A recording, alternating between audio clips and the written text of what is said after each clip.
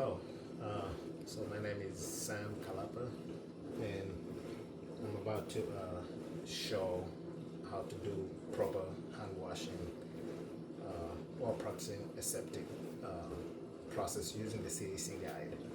Okay, so the first thing we're gonna do is you're gonna have to make sure that your hands are wet. You wet your hands. And you have to get your soap,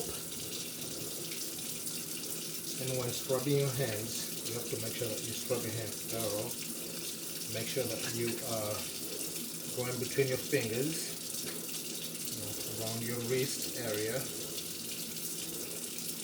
and don't forget your nails too. You have to make sure that your nails are clean because there's a lot of germs that can get into your nails. And so you have to do this for at least 20 seconds, or you can sing the ABC song, or whatever you have to do, but you have to do at least 20 seconds in order for you to make sure that your hands are nice and clean.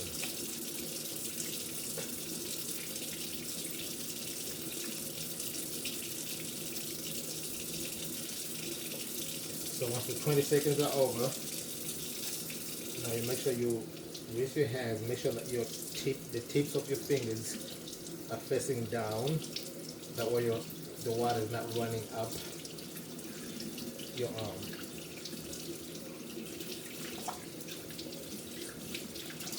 Okay, so when you're done with washing your hands,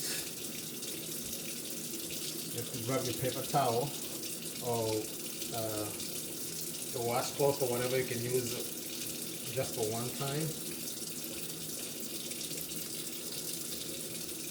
And then you can grab a new paper towel and close your water or your faucet.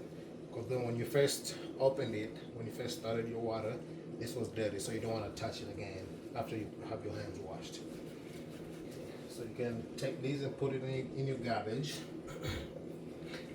And so, like I said before, in order for you to make sure that your hands are clean, you need to make sure that you wash them with your soap. Don't forget to wash between your fingers. Don't forget to clean your nails. And always remember to wash your hands before you go in your patient room and after you leave the patient room. And the other aseptic process that you can take to clean your hands is by the use of hand sanitizer.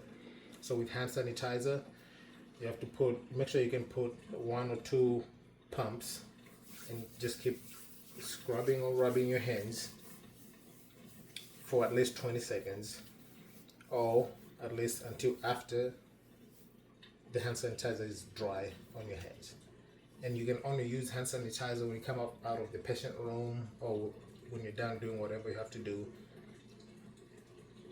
when your hands are not soiled. Because if your hands are soiled, make sure you use water and soap to wash your hands. And the other thing to remember is that we know that germs are everywhere. You know, you don't know who you talk to, or if you touch their arm, or if you're like cleaning a surface, or you go in an office, or just a nursing office or a nursing station, you can find germs. You might not be able to see them, but germs are basically everywhere, and that's the reason why we need to emphasize on proper hand washing and follow the CDC guideline on how to properly use your soap and water, and how to properly use hand sanitizer. And the other thing too, we have to remember is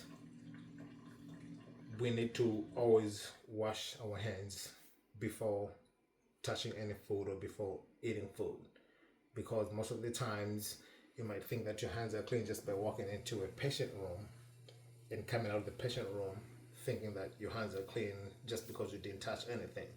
But sometimes we do touch things unconsciously. You might just close your door or tap somebody's shoulder, or stuff like that. So that might really contaminate your hands, and that's how people are able to spread the disease or diseases or some infection or whatnot. So again, I know that too, just by coughing, you might have spread, if you have a flu or whatever, you might have spread some germs or bacteria or some sort of virus on your hands. So make sure that you always remember before you see another patient, when moving from patient to patient, make sure you wash your hands or sanitize your hands with hand sanitizer in order for you to provide the proper aseptic process. Thank you.